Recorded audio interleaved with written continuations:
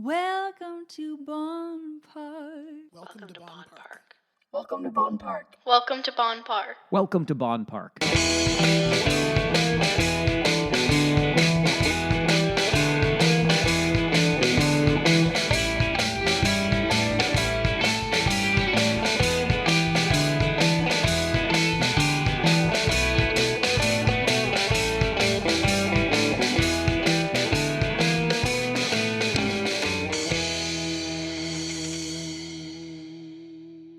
Welcome to Bonn Park. I'm Marshall Ward. And I'm Sara Geidlinger. And on tonight's podcast, we have WILBER CORTEZ, the magician. Yeah, he's pretty amazing. I just want to get right into it. Yeah, me too. Let's go.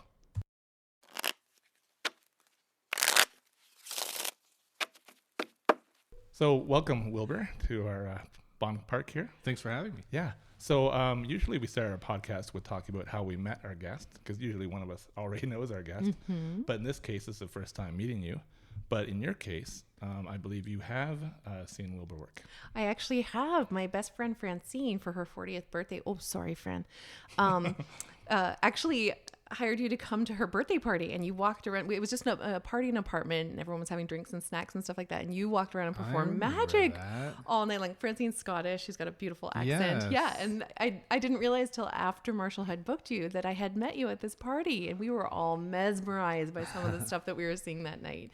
So I'm really excited to talk to you tonight. Cool. That's awesome. I'm really excited about this episode because I just love hearing about magic, and there's a great mystique for me to everything about it. You know? It is, for sure. So take us into it, and when did you start doing magic, and how did you get into it? I got into it even when you're little. Every little boy or little girl kind of watches some type of magic on TV, whether it's a magic kit. And that was me. I had a magic kit. I was always fascinated, but it wasn't until I was about 14 and David Blaine aired his first TV special on CBC. And that was really inspiring because I'm like, man, what's going on here? What is this wizardry? And internet, it was available, so you could obviously search what this is. And I found resources and went to the library, got myself books, and started studying and learning from there. And self-taught. Yeah, wow. Self-taught. So I was like, that's about 20 years ago now. Yeah, did you not have that feeling initially that, for me, magic seemed like something unachievable? Like it was something some other people did, and you had to somehow, I don't know, be part of a club or have some way of getting behind the curtain and getting access to it. Like I know there's all sorts of things on YouTube now. Yeah. But it's sort of secret and exclusive, yes, right? Secret society or something. It used to be a lot more secretive, I would say, when I started. Yeah. The information wasn't easily available. There was no YouTube. It was pretty much like message boards that were obscure to get into, and you had to pass a quiz, and you're like, okay, you're serious about it, so we'll show you some stuff. But you're right. When I was learning it, I didn't so much have that barrier, like, I don't think this is possible. For me, it was just something like, it must be possible. Like, there's got to be an explanation for this, and I'm gonna find it, and when you learn your first trick, it's like, wow, that's so cool. Like, you learn the method, and you think, I can't believe this would work, but it does. Yeah. At what point are you like, especially when you're starting out like that, at what point are you like, okay, I'm going to show this to another human, right? Like, when does that confidence click in?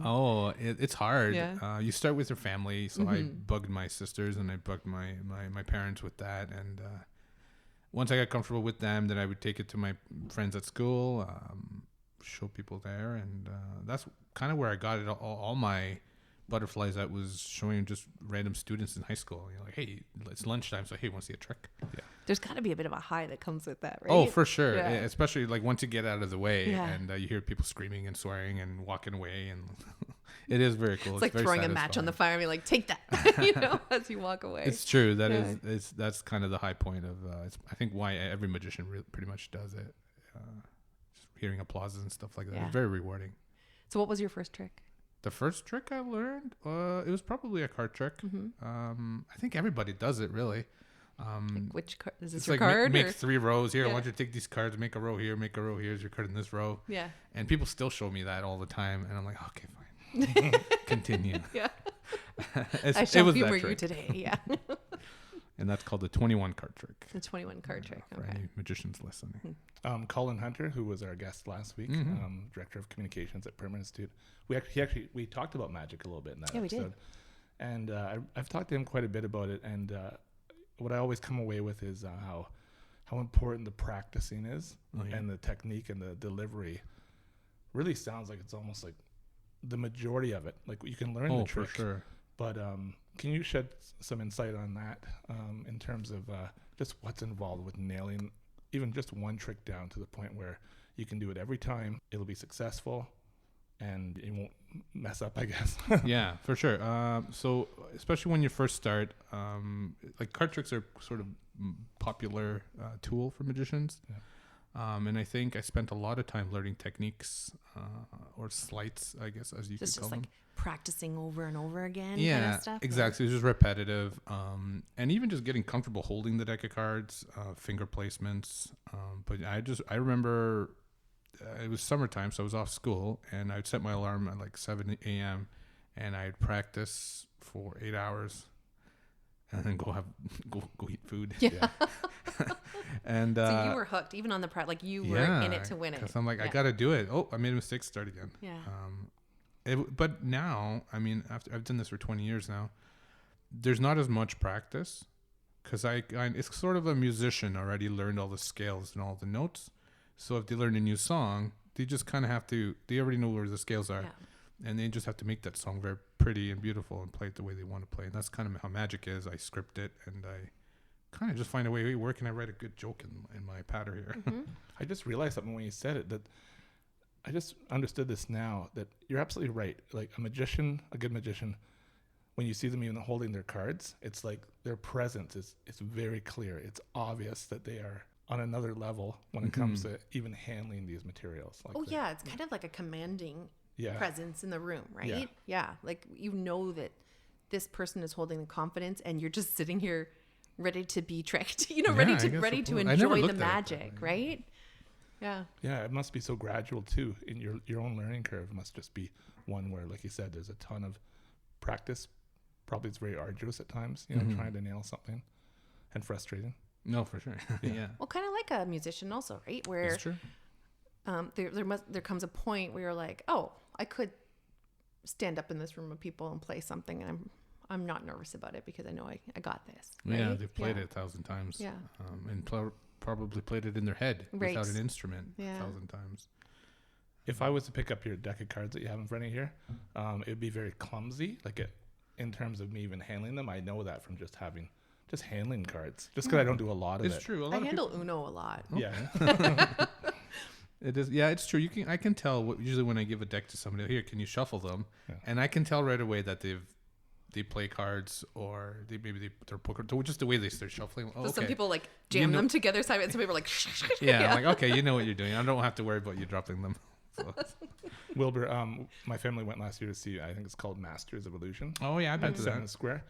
And what's so incredible, we had front row seats, I think. Yeah, and you go in with a suspension of disbelief, right? And at the same time, you're left completely baffled as to not having... Even in the front row, eh? Yeah, and you just go home in the car and all you're doing is talking about these things that you saw that just seemed not possible, right?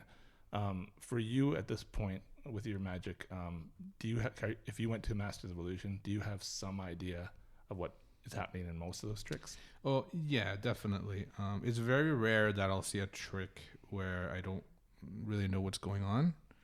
And even if I don't know exactly, I kind of just made up my own method to do it. Like, okay, if I were to do that, if I wanted to... Oh, I can make it happen this way or whatever. Okay, I can saw the tiger this way and put the lion end on that way, and I can make a liger. Yeah, sure. Liger.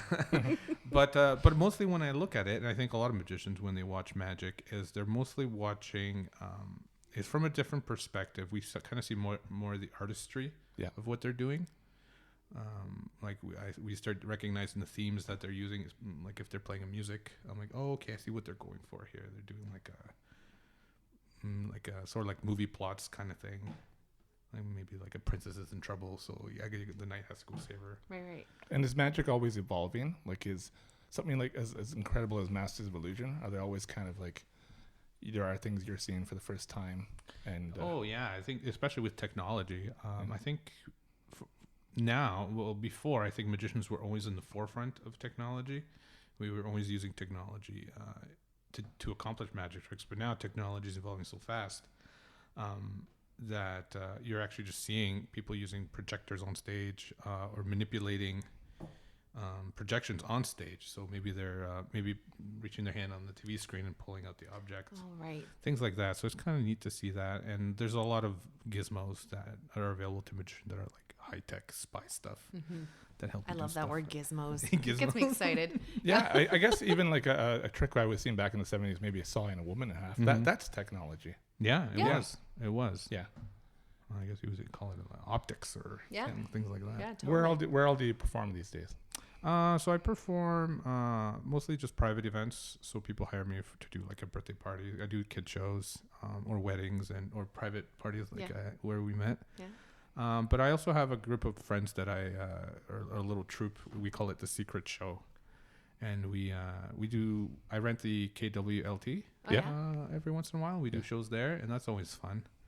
And we've been doing like touring breweries and things like that. Oh, that's a great idea. Yeah, it's always fun. And I think they clap a lot. They laugh a lot more. Yeah. So I think it's pretty good. That's good. Performing for kids, how does that differ from performing for adults? Yeah. And that was hard because I didn't do magic for kids for the longest time because people kept asking me, can you do my son's birthday party? Could do or daughter's birthday party? I'm like, I don't really do anything for kids. I don't like balloons. And stuff. I'm afraid of them popping. Yeah. But I'm like, maybe I should just learn. So I learned how to blow up balloons, made balloon animals, and learning the tricks for kids is completely different. The trick itself is... Are they bigger? No, it doesn't even have to be bigger. I think I once heard a magician talk about how really little kids have this idea that anything's possible anyways. Exactly. So it's not quite doesn't translate as well they don't because have that true. cynicism yet. Like I can say, hey, if you misbehave, I'll turn you into a rabbit. And they go, okay, yes, please. Okay, well, that's a different kind of magic, but it would be a trick, sort of like it's a little adventure that they have. So one thing I do is I have like a little card with a rabbit. He keeps changing colors. And to them, when I'm doing it, I'm just opening the door. I close it and he changes colors, but they see me flip it behind my back. So they're like, oh, we know how you did it, Mr. Magician. You're flipping it over. And they tell me to turn the card around, but I just rotate it. I don't turn it around. I rotate it like a clock. And they go, no, the other way. So I rotate it the other way, and they're getting frustrated. So it's interactive with and they're like, no, turn it around. And I turn it around. It's just the back of the rabbit. And then they're like, oh, what? That's great. Things like that. Yeah. That's fantastic. Productions, making things appear out of nowhere, they really like. I like that. Yeah, it's true. Any adult would like it. Like, wait a minute, where'd that come from? Yeah, exactly. So you're able to be quite mobile. You don't require this amount of space. You don't need to be on a stage with this distance between you and your audience. You can somehow take your magic into different situations. Exactly. And okay. Take us through some of your tricks, like in terms of what's all in your, I guess, your repertoire. Your bag of tricks. Yeah. It's a little bit of everything. When I worked at the magic shop, sort of opened my eyes about all the different areas of magic. So I learned a lot of card tricks and coin tricks, tricks with ropes, mind reading things. Mind reading? Yeah, mind reading. Guess your thoughts, things that. Yeah. Maybe I'll show you guys something. Maybe. That'd be great. Wait, did you already and I don't know it? So it'd be stuff like that. I use a puppet in my act. He's a little stuffed raccoon. Yeah, he's pretty funny. He doesn't do really much magic, but it's kind of comedy and we play along. Pretty much just classic. I'm kind of the old school, from the old school of magic. So learning from all the old dinosaurs. And is that what you appreciate more, sort of the old school stuff? I do, because that's what I grew up with. But even modern magicians now are equally as good. But I'm just kind of still attached to my old, like, Frank Sinatra kind of guys, you know, dressing in tuxedos and tails and stuff. Yeah, it brings kind of a romance to it. It does. It is romantic. But yeah. But both magics are cool. You know, I still like seeing the crazy guy with the ripped jeans on stage. He still looks cool. Yeah. I'm having a moment where I'm thinking, because you mentioned David Blaine earlier, and I'm having a moment where I'm thinking of, he went through this like frog swallowing phase. I mean, ew. Did you ever try any of that stuff? The regurgitation, no. Regurgitation, thank you. So that comes from the old like geek circus guy. It was the regurgitator. So they were able to swallow, and that's what he did. Yeah. But yeah, you can do magic with it. Like I think he swallowed the gasoline. Oh, and right. Blew the match and fire. Yeah, this is pretty cool. I think I'm getting heartburn just thinking about it. Yeah.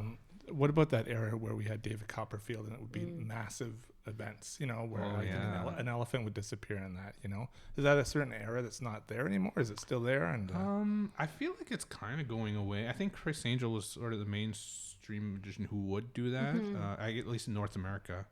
I know like the UK has a couple guys and like Japan has their own dudes. But I think it kind of ended with Chris Angel. That was sort of the end of the big I'm going to walk across the Grand Canyon stunt. Yeah. And David Blaine too. Like, I think he did that too, like holding his breath. He did. Right. Yeah.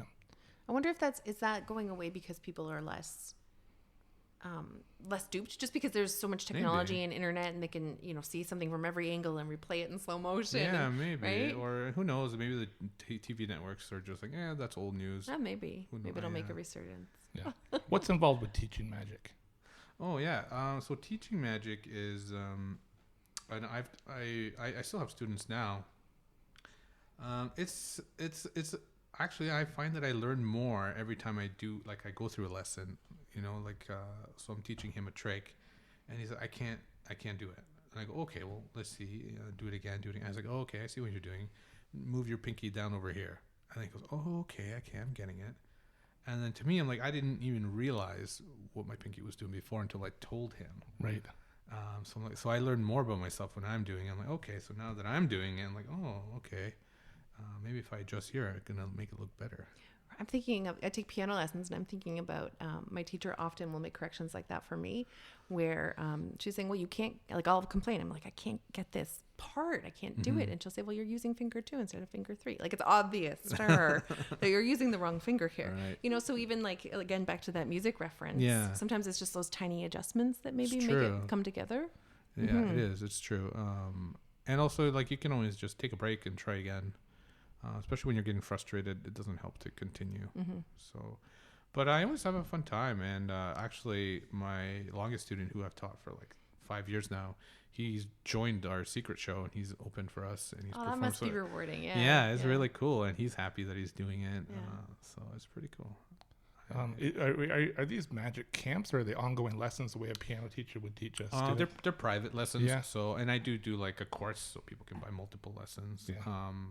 So we sit down for about an hour, and I just kind of ask them, like, "Oh, have you done this before?" Yeah. And I slowly teach them a trick, but I also try to sneak in a bit of the theory about magic. Yeah. Like, why is this trick good? You know, you kind of have to understand that. If you understand it, then you can deliver the effect a lot better. Yeah. And you make it a lot more powerful. And it also might help with that. Like, part of being that performer and being a magician is storytelling also, right? So like you said, you're making jokes and conversing and stuff like that. So maybe if you know the history of that trick, right, you might be able to relate that to people. Oh yeah, no, the storytelling is very powerful. Even when I use my puppet, it's not a real story. I make up the story, but I tell a story about I was at the restaurant and the owners were telling me to get rid of this puppet because they thought it was real, and I smack him on the chair, big bang. I'm like, okay, here you go, he's dead now. But people always come up to me, did that really happen? Really? Yeah, totally. Don't you take a raccoon to the restaurant when you go? So people, it's true. Like they, like you said, they suspend their disbelief. They really get lost into the illusion. It's like watching a play. Yeah. It's you don't really forget what's around you. You're watching this live movie. Well, you don't want to miss a thing either, right? How much does distraction play a role? I again, you can see how little I know about magic. Well, that's okay. But you did a magic trick for me before Wilber showed up. That's right. I did make a handkerchief disappear. Oh, nice. And I was duped twice. I mean, I was like, what? Well, that trick has misdirection. Yes. Does it? Is that what happened? Sorry, that's the word, misdirection. Misdirection or distraction, same thing, I guess. But the misdirection is a huge part. I can't even think of any trick that doesn't utilize it. And it can be just minute. It can be half a second. That's all we need, really. Yeah. To do what you got to do. Like if I'm going to put a drink of beer inside my shoe, What? I was trying to follow, and I'm like, you're going to put a drink of beer inside your shoe? Yeah, maybe I could. It is a huge part, and it takes a lot of work. It's not an easy thing to acquire, and it takes a lot of trial and error. Yeah. And you sort of start learning, because it can be verbal, it can be silent, it can just be by looking, just asking somebody a question. They look at you, calling them by their name. Yeah. and they're gonna like, oh yes, and then that's it, right? You've done it. So it's such an incredible art. I was watching a magician on Ellen DeGeneres a little while ago, and he did something, and when the camera pans to Ellen's reaction and then the audience, and you can feel that. Like, not only are you wowed by it watching it yourself, Yeah, you can feel the tension in the room. but I think it's a very unique kind of form of entertainment. I can't think of anything else where there's this moment where you can just feel that sense of awe and wonder, eh? Right. Yes. Of course. And it must be an incredible feeling from your vantage point to feel that. It's fantastic. I love it. It makes me feel like they enjoyed what I worked so hard for. Like that reward again, right? Like that wonderful high from having a connection with the audience that way. And the more like you get the audience to play along with you, like even to joke around, or maybe you've got a line that keeps repeating itself throughout the show. That's always fun too, because then everybody all of a sudden is playing along and everybody participates. My youngest daughter does something she calls bad magic. So she got a magic kit and she never quite got a handle on any of the tricks. So she just does it slowly so you can see. Like maybe the magic wand trick kind of. Right. And it turns into feathers. That's a good trick. And she does it like slowly so you can just see it. That's fun. And I love the fact she just kind of resigned to the idea that I can't quite nail this. But she's found her niche. She's I'm the bad magician. Yeah. This is what's happening. Yeah. And stuff falls out of her hands. It's all over the table. You can see exactly what the trick Maybe is. it's misdirection. Maybe she's taken 20 out of your wallet or something while this has been going on. True. Those do you look at those kits that are in toy stores, the magic tricks, and do you take a look at them and notice patterns in terms of these tricks are in this one, or maybe they're not all on the same level kind of thing, but do you take a look at those and go, I see how they put this together and how they made this accessible for ages whatever, I'm just gonna say 6 to 12 or something. Working at the magic shop, I learned we carried a whole bunch where you get some nice little it's almost like the big stage illusions but mini, so you get a little mini sawing the lady in half, but maybe it's with a shoelace, so you put a shoelace in and you can saw the shoelace in half. I hadn't thought about that. They're kind of like miniature versions, so they've made them small, and that's always because there's no skill involved. You just have to move or push the button or move the lever and it's done, or the coin that disappears. That's right. So those are always fun, and I like those kits that have it's not just a bunch of what can we use in our plastic injection molding machine and sell for like $30, right? So I like the ones that put thought into it, or even made out of wood. I know Melissa and Doug makes the wood ones. They make great stuff. Yeah. So those are always cool. When you venture into magic and do it professionally like you, is it a big investment financially at first? Do you need to spend a lot of money to get? It's not cheap. It's like it's a hobby for a lot of people, and it's an expensive one. A lot of the, especially books, like an average magic book it's in like the $60-$70 range. For a good magic book, so it can get expensive, but it's you invest, you don't have to spend too much, especially if you stick to like close-up magic, because like in front of me I have a deck of cards, a little wooden box and marker, but I keep looking at them though because I'm excited about what might happen. But it can be depending on what props you buy, especially if you're sawing that lady in half or making a liger. That's right. The tiger probably costs a lot of money in food. I'd love to do something, maybe a mind reading trick, but also take us through whatever you have on the table too. I'm intrigued by cards too, because I know like some cards are very slippery and some cards aren't. Is bicycle the way to go? It's just they're good quality, and you can get them at super cheap. It's not like an expensive deck of cards. You can get like the wholesale price on them at Costco. But there's a good quality cards, and they're actually kind of like it's either that or you get. Like there's not much people who make cards really. It's just these guys and China really. Yeah. So yes, I'll do. So I have a deck of cards here, and I have a mystery box that I will show you guys what's inside later, and a marker for marking purposes. So I'm going to do a little bit of mind reading here, Marshall. If you can just touch one of those for me, just touch it. We'll put it there. Okay. And actually, you're going to do most of this bit. Sorry, I went out of mic. That's okay. I'll bring it over to you. Good. Yeah. Okay. So actually, I'll get you to look at it first. Okay. That's better. And you got it. You can put it back in here. Oh, did you want to show it just in case? Oh. To Sarah? Yes. Yeah. Sarah. Okay. Okay, and put it back in here. All right. And I'll mix it up. So you pick the card there. And I'm going to give you the deck now after I've shuffled it. Yeah. And I want you to go through the deck and take out any 4 cards of your choice. Okay. Could Could be whatever you'd like. Like anything. Anything you'd like. Yeah. And put them face up here on the table. Oh, face up? Yeah. Okay. So we've got an ace of clubs, a queen of spades, a joker, and a three of diamonds. Okay. And I'll take the rest of those. Yeah. So these cards here, have you ever had your palm read? Yeah. Okay. So this is similar to palm reading or horoscope. So these cards are going to tell me a little bit of a Marshall's card. Yeah. Even though you took these out of random, subconsciously you actually chose these on purpose. Come on. It doesn't seem that way. They seem pretty random. Yeah. So we've got the ace, a queen, a joker, and a three. So right here I can see I've got one even card, if you call the queen a 12. Yeah. So I got one even card, and I got two odd cards, the 1 and the 3. Yeah. Leads me to believe you maybe picked a odd card, but you don't have to answer. I'm just going to lean that you did. So you picked an odd card, and there's no hearts here. I'm missing a heart, so I think that you picked a heart. I don't know, though, but I think you picked an odd heart, probably a low card, so in between 4 and 10, since that's what these cards are telling me. This joker here is a little bit wild. I think it just tells me a little bit more so about your personality. That's what I was thinking. So we'll get rid of him. So I've got a 4, a 5, a 6, a 7, 8, 9, or 10 of hearts. Now Marshall flared his nostrils a little bit when I said 8, 9, 10. Did he? So Did you? I'm going to go with my gut and say that I think that you picked the 9 heart. Amazing. Holy! Yeah. Wow. Fantastic. Thanks. Yeah. Seriously?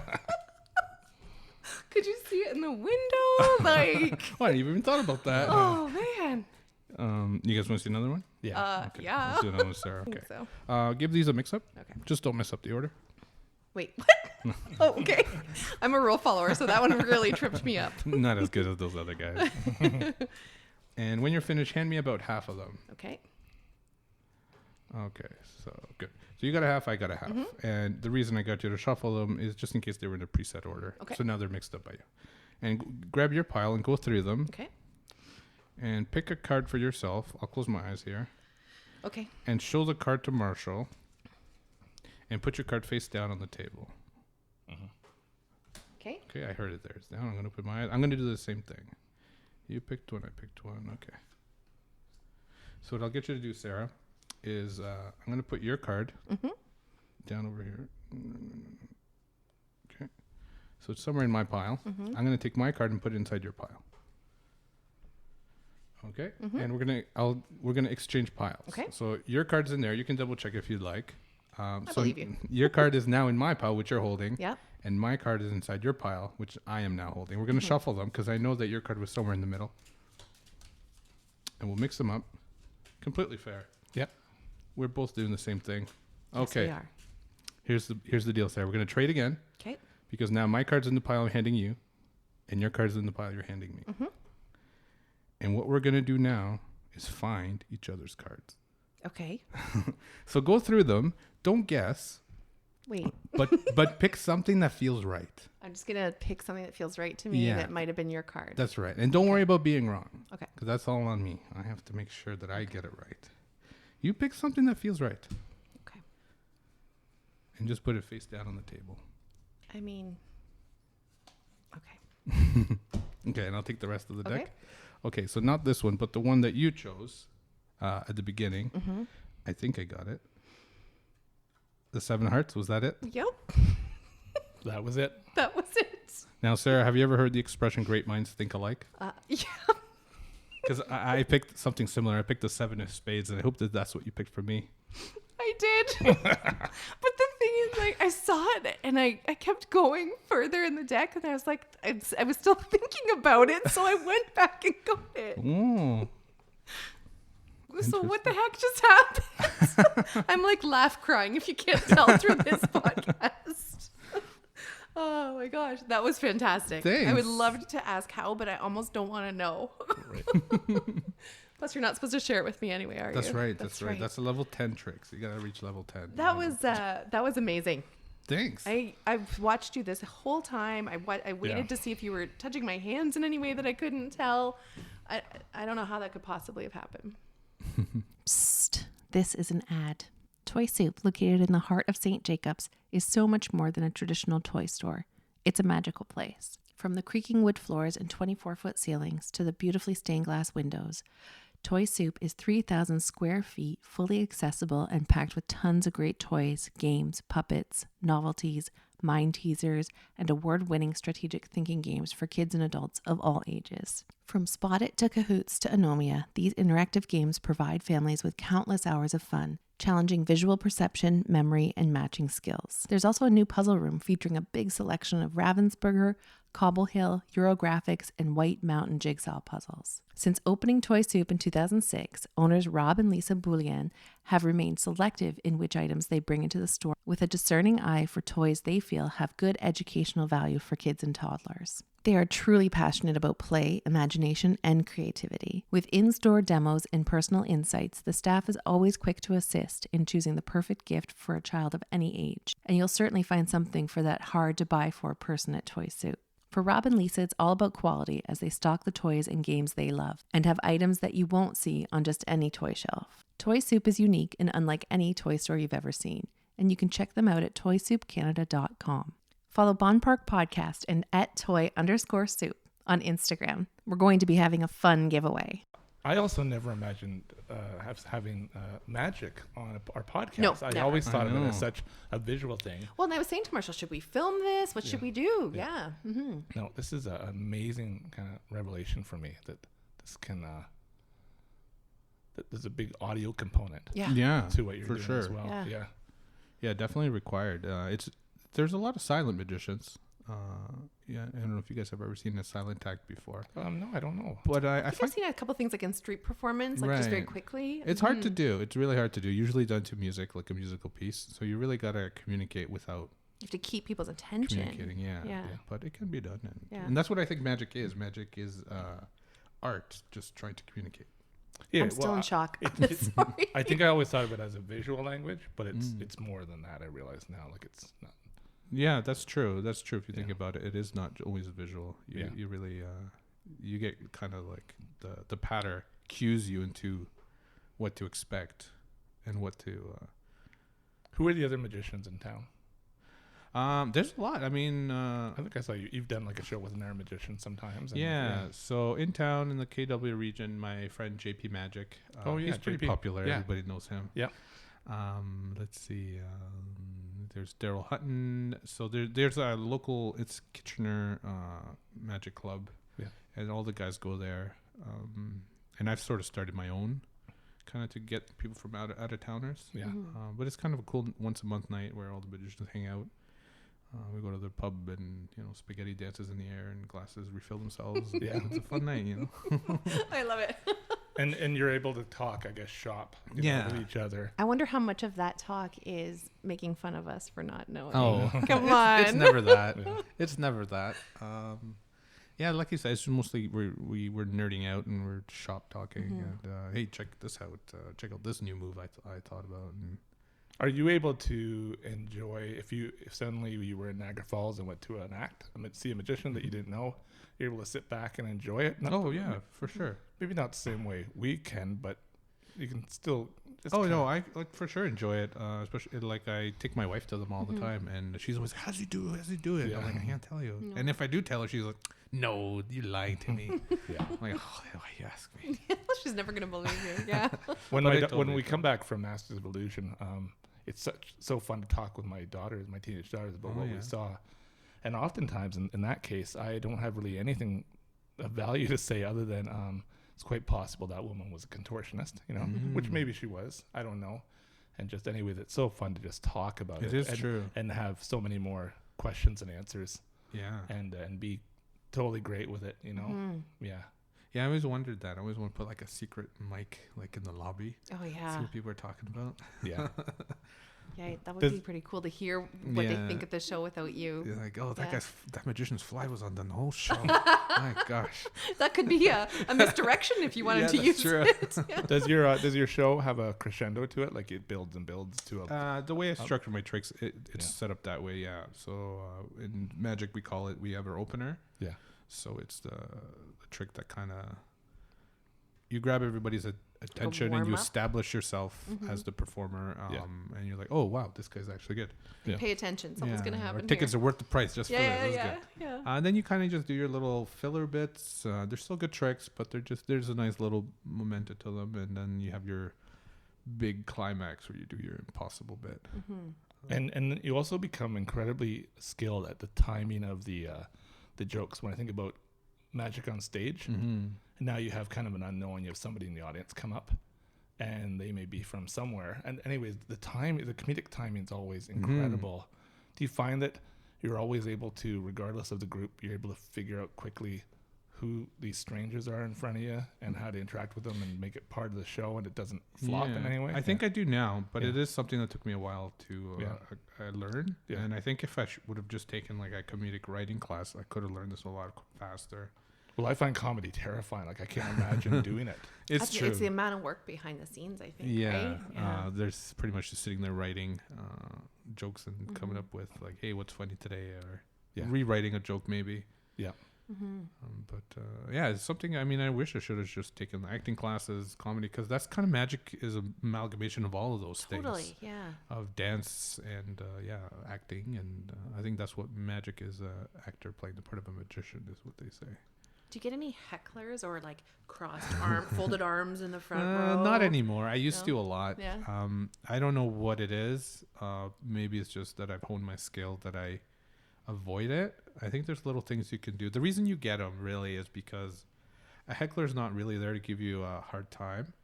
They're actually just there. They're actually trying to help you because they think there's a dull moment. So they're trying to do something to keep the attention, but they say something stupid. I actually heard a comedian on a podcast saying that. It was Bill Burr, and he was saying like, okay, if you're going to heckle me, I know what you're doing. You're filling the gap, but could you wait till you see me really struggling and then heckle so I can gather my thoughts, right? Like it could be part of that show where they're trying to give you a second to help out. Yeah, I think that's kind of what it is. But I don't see them as any value. It's just... No, they don't help at all. Yeah, I'm not saying it's good, but I'm saying that, like, obviously the performer takes a little value from it sometimes. Yeah. Right? You learn, like, why did that person, why were they burning the deck that time? Why did they want to flip the card over? Or sometimes a comedian like Jim Jeffries will just nail it. Just they rip it to them. Yeah, those guys are nuts. They just have a comeback for everything. Yeah. Like, you got to be quick-witted, I guess. You got to be pretty sharp for that kind of stuff. All right, what's with the wooden box? Oh, yeah. Come on. I'll show you this. Okay. Sorry, Marshall, were you going to ask a question? Box. They could do this all night. I know. So it's just a little tiny box. I got a lid on that. Looks like a little coffin, kind of. Yeah. Okay. So I'll get Marshall again here. Marshall, take one of these out. Oh, sure. We're combining Don't cards let me influence and you. box. Funny. I just poked it. Okay, and you know, it's okay if I see this. I'm going to get this marker and write your name across that card. And it's okay if we all see it. Okay. Across the face of the card. Yeah. It's M-A-R. That's good. That's good. No, I am the typo queen, so. Okay. And I'll put it back in here from whence it came. The reason I get you to sign your name, Marshall, is because the card is now unique. And there's only one card on the whole entire planet with your name on it, as far as we know. And look, I'm going to roll my sleeves. Yeah. It takes about 3 cuts for your card to vanish. Did you see your card vanish? No. It does. It actually vanishes from the deck, and Sarah reappears under the box.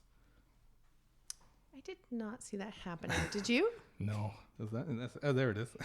Incredible. See, it's sleight of hand misdirection. Look, I'll do it again. See, when I sneak it under the box, I distract you guys when I put it in my mouth like this, and I'll do it again. Oh, wait a minute. It's back under there again. I actually did. Okay, here's the secret. Guys. The secret is you have to keep your eyes on the box, right? Don't look up here because I tried to distract you. It'll be very interesting. It's hard to resist this face. That's right. So keep your eyes on the box here. Right. And leave your card sticking out there, Marcel. Yeah. Okay. And actually, Sarah, you push it in, please. This one? Yeah. Okay. Did you see it go under? No, I lied. Sorry. Yeah. I didn't see that either. Okay, that's unfair because I said look at the box, don't look at my mouth, then I put it in my mouth that time. Okay, I'll do it again. So just for the listeners, we can't keep our eyes on this card. Yeah. Marshall's card again, in the middle there. So I have a challenge for you now, Marshall. Can you do one eye on the box, one eye in my mouth? Can you do that? Okay. Yeah. Good try. And I can see Sarah's look at the box, you look at the mouth. I see teamwork.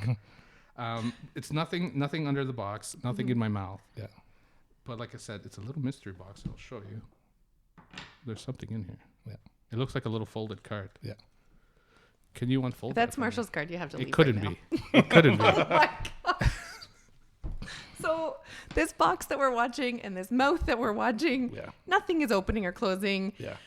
And Marshall's card is folded up inside the wooden box, and we were watching the entire time.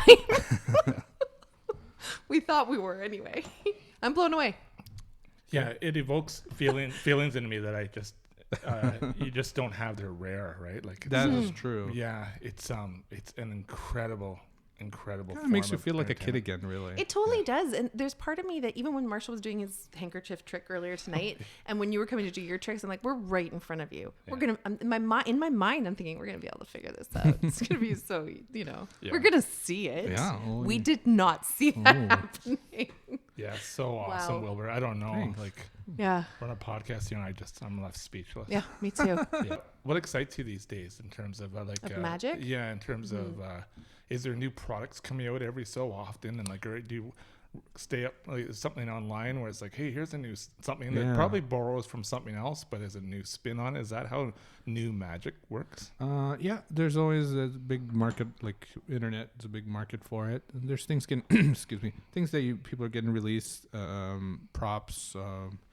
There's one cool prop that puts thoughts into people's heads, which is kind of cool. I want one of those. Yeah. Right. So I can yell at my kid in silent in public and nobody can listen.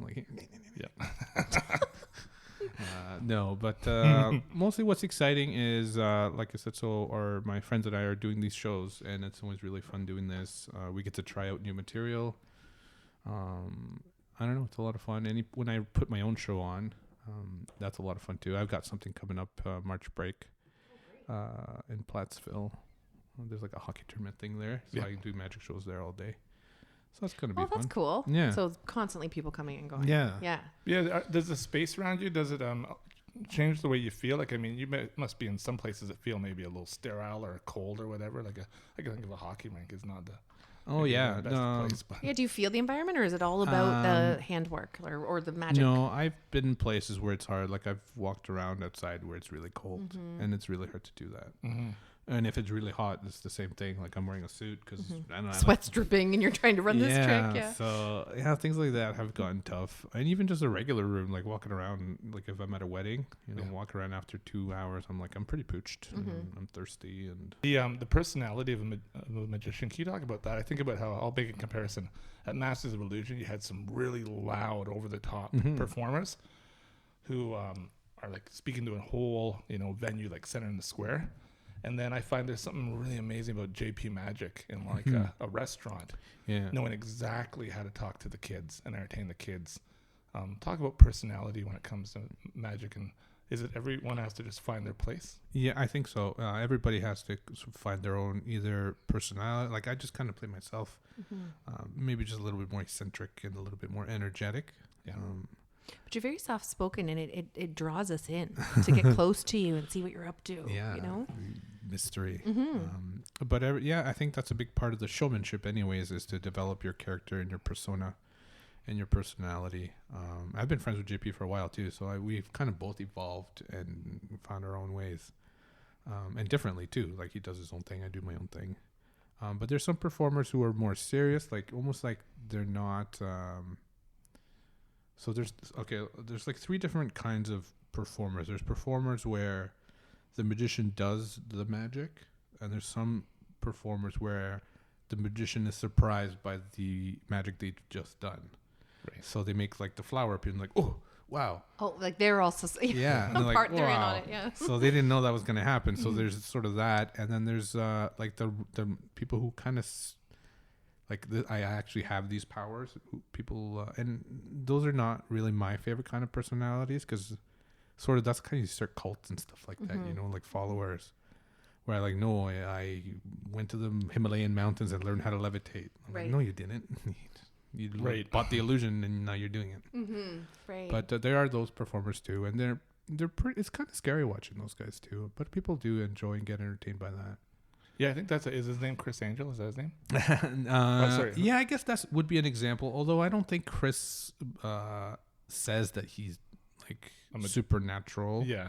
he doesn't say it. You just assume that. Yeah, his presentation is that, and so which is cool. That's a nice personality to have. It's like a freak. You're like, wow, this was a freak of nature. Now, when I see something like Masters of Illusion, I was really going to see an equal amount of men and women doing magic. I'm not sure if I see that in terms of the kind of magic you do, where you're a solo show, right? Where are those magicians? Where are those women? They're rare. There aren't many. I just know some of them in the Toronto area, which is it's a bigger sort of pool of magicians there. Yeah. But there's some there, and they're just equally. They're the same, really. Yeah. And if anything, they might just have a harder time because of their peers might not treat them the same way. Yeah. So I think they have a hard time going through that. And maybe it started back in the 50s or 60s, where it was always a man as a magician, and it was a women doing the. It's true. Bringing the. Yeah, it's never the other way around. But I think I have seen an act where it was a girl who had a bunch of male dancers. Oh, that'd be great. Stuff. Yeah, and I'm like, okay, I like that. That's cool. So young, aspiring female magicians find that man to start sawing in half and throwing knives at, and and it's almost the same. We're just the same. We're doing the same thing. Yeah, playing with the audience with the same jokes. Wilbur, how do you get started and establish yourself? Like you're brand new, and I guess some of your students, it's like, here you go, this is your first act. Is it like a magician, like just taking a stage, like an opening act one time, and here I go, I'm gonna go for it? That is what it is. You really just got to jump into deep end right away. There's no shallow end for a show. All the shows are going to be the same. So you get your first show, you get a website or you put an ad on Facebook. Yeah. Someone's going to call you eventually. It's not like there's an open mic magician's night. There are. We used to do that. We would at least get one guest performer. But there are some places that do open mics for performers, or comedy clubs will have magicians on sometimes. Oh, okay. That's pretty good. And I think that's kind of a cool way. I mean, I don't know.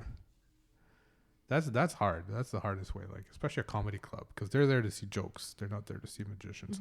So it's unexpected what's going to happen. It's a wild card. Crowd. Yeah. Those magic clubs, what do they look like? Like, you come together, and what are you doing? So it's just a bunch of magicians sitting there talking about maybe there'll be a theme. Like today will be we're going to teach a trick today. Everybody wants to stand up and teach a trick. Yeah. Things like that. It's kind of normal, I guess. I don't know. I guess it's normal to me because I'm a magician too.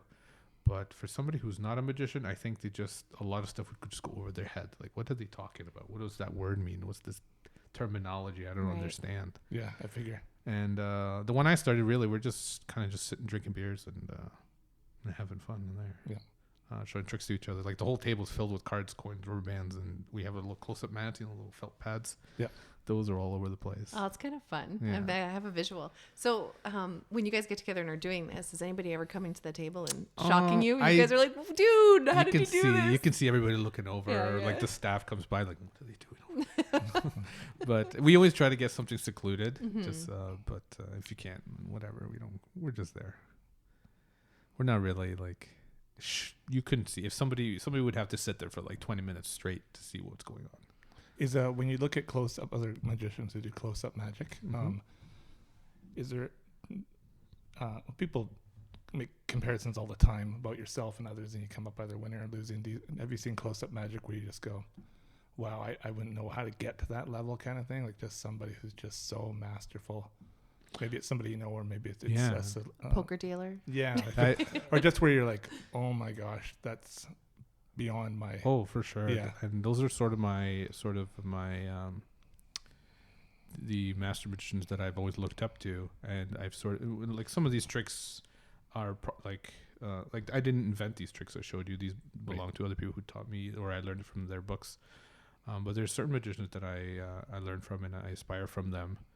And they're from all over the place, like Sweden and Spain and North America, Canada. And I call them like the master magicians. They're all in like their 70s. But they're masterful with cards, and they hold the audience attention like you could have like 200 people just not a sound. They're all listening. Wow. And they're like master storytellers. It's really fun. It's really cool. But one day, after my 10,000 hours of the craft, maybe I'll reach that. Yeah, like for this, like David Blaine and his street magic, I guess is what it's called.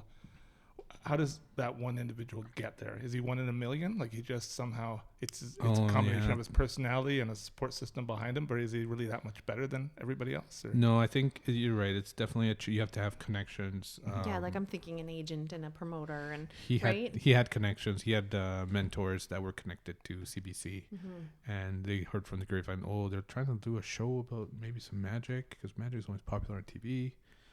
And he's like, I know just the guy. So, and he had a very unique personality that nobody else had. He does. And again, it draws you in because his voice is very low and it's almost a little sleepy. Right. And then nobody did like he magic. Doesn't care if you're there or not. Exactly. Yeah. You know? Yeah, just reeking of confidence. Yeah. That brought a huge wave of magicians when that aired.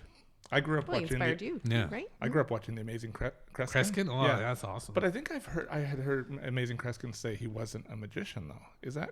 Yeah, he calls himself like a mind reader or a psychic. Yeah. And he claimed he had even on his he has a DVD where he teaches his routines. Yeah. And he says, I'm not teaching you the secrets, but I am teaching you how to imitate me. So he's not even admitting teaching. He's saying, I'm just teaching you how to be like me. Yeah. Right. But I'm not teaching you my secrets. Was The Amazing Kreskin doing something different to what other magicians were doing? Like, why is it that he actually is set apart from? I don't know. I mean, he was just a good TV personality, I think. I think he was really good in front of the camera. He was pretty likable, and he had the whole paycheck bit where they'd hide his paycheck and he'd go find it at the end. Right. And I think people enjoyed doing that, and I think that was kind of fun. And it was actually the way he did it was very hard. It's not easy. I can't believe he did it every time. Yeah. How much are you working? Shows? Is there a show every weekend for you? If you want it? I do probably like two shows a weekend. Yeah. So that's pretty good. Yeah. And because it's a slow time right now, I get a lot busier in the summer and like Christmas time. People are having parties. Yeah. All that kind of stuff. With your students, does someone come along once in a while where you kind of go, I think this one has the it factor. I think this one. Yeah, I've only had a couple of those. Yeah. Sometimes they come for 2 or 3 and they're like, it's just like a little bug they get, and then they get uninterested. Well, they probably find it very hard. It could be. Like piano lessons. Yeah. Yeah. They're like, requires a lot of work. That happens. I run into them something like, hey, what's going on with the magic? He goes, I don't know. I don't like it anymore. I'm like, okay. And it's always kids, right? It's always young kids. Are you taken advantage of in terms of people know who you are, and then can you just do a few here? I always think you're an artist. You're an artist, right? Mm-hmm. So it's not hard for us to be kind of taken advantage of. You know what I mean? Or can you just kind of do this over here and maybe not pay you or something? No, I do magic all the time for people, especially like having like a dinner party or somewhere. Hey, I heard you're a magician. Like, oh yeah, you guys want to see a trick? I bring a deck of cards with me all the time. So. Do kids struggle with magic to perform it, even if they really want to, because of the finesse that's required and the psychology of it? I think so. I think their biggest struggle is they're worried about making a mistake. Yeah, and they don't know what to do if they don't know how to like recover. I've watched lots of adorable kids attempt magic. Yeah, but no, I've never seen one do it on the level of an adult. No, that's true. It's pretty rare. Yeah, I think it takes a lot. It takes a lot of work. It takes a lot of communication skills, I think, which they don't quite have yet. So when you're at your level, Wilbur, are there no mistakes at that point in terms of? You've got your I'll call it like a set list or a bag of tricks. And your show's going to go off without a hitch. Or you're going to recover. That's the thing. I get problems all the time. Yeah. But you don't notice because I always have like an out. Yeah. So now I'm like, okay, if I'm doing this and something goes wrong, what do I have something to recover, like almost any situation, because I've already had that happen. Yeah. And then there's no panic left. Yeah, exactly. So You've already been death embarrassed. In the eyes, fear in the eyes. Yeah. I've got embarrassed. I've done this. I've done so many silly things. I've had.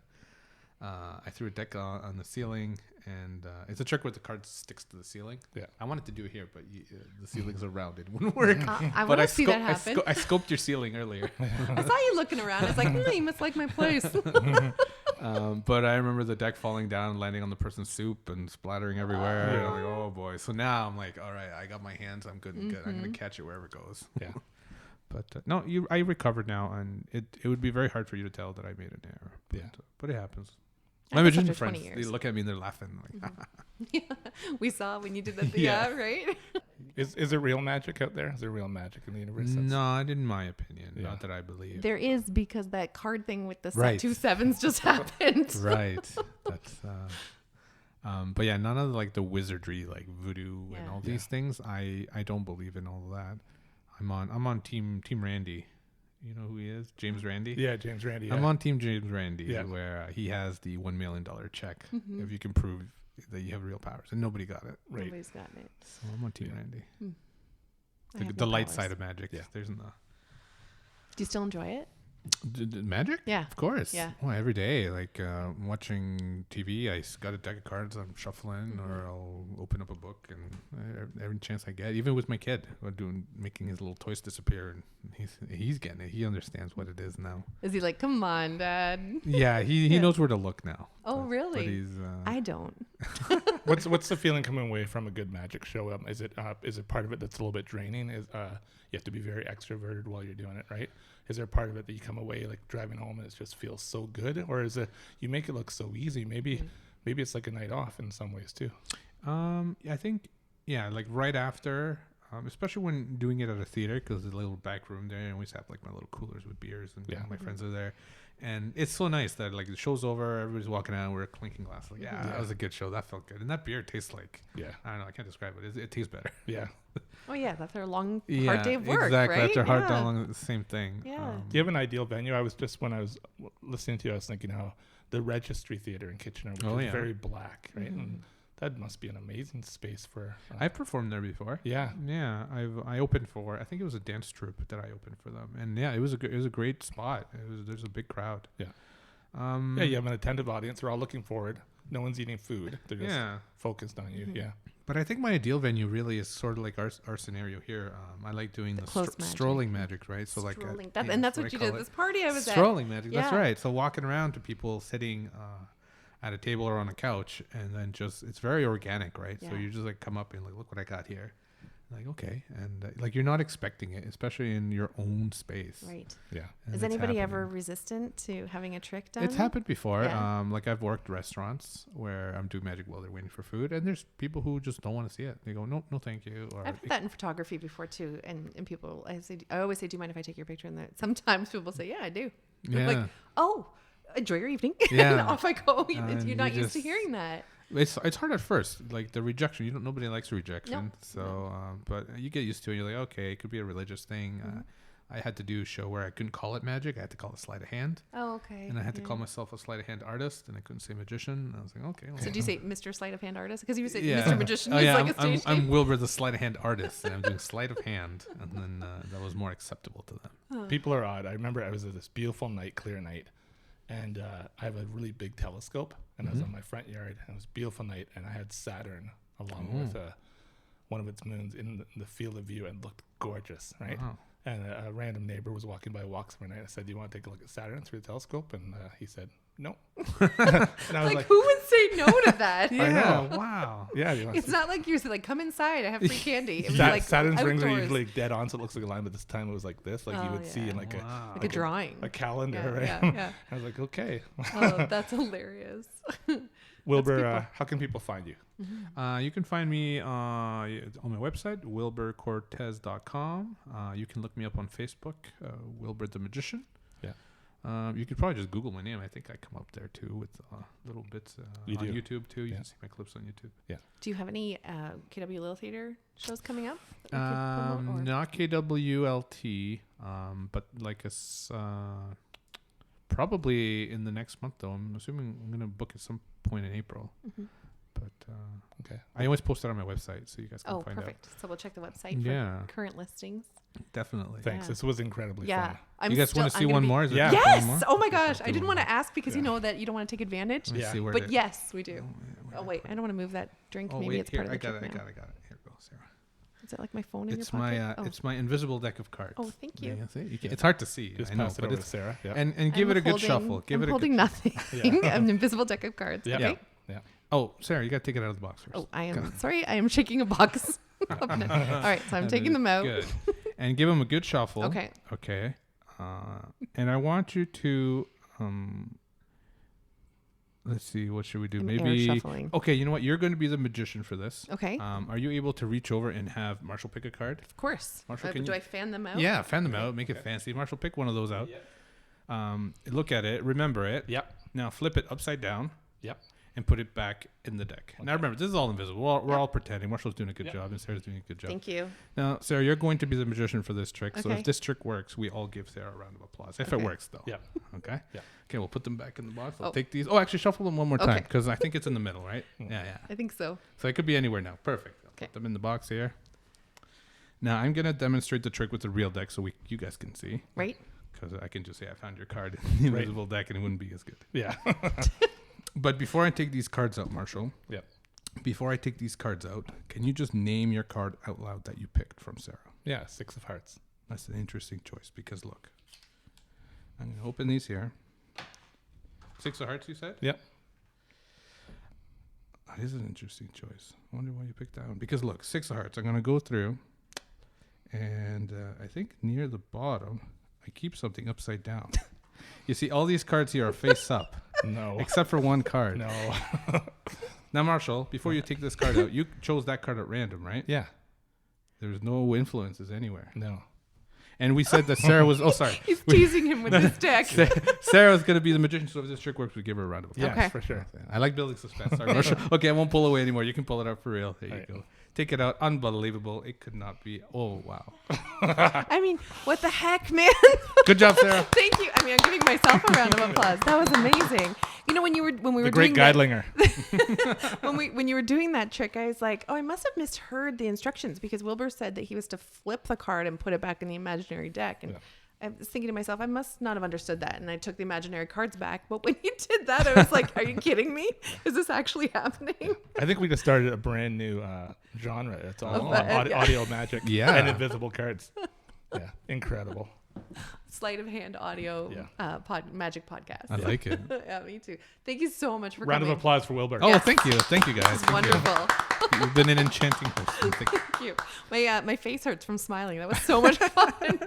That was great. Thank you so much. Thanks, Wilbur. You're welcome. Hey all, thanks for meeting us in Bonn Park. Follow Bonn Park Podcast and @toy_soup on Instagram. We're going to be having a fun giveaway. Original music by Alan Lung.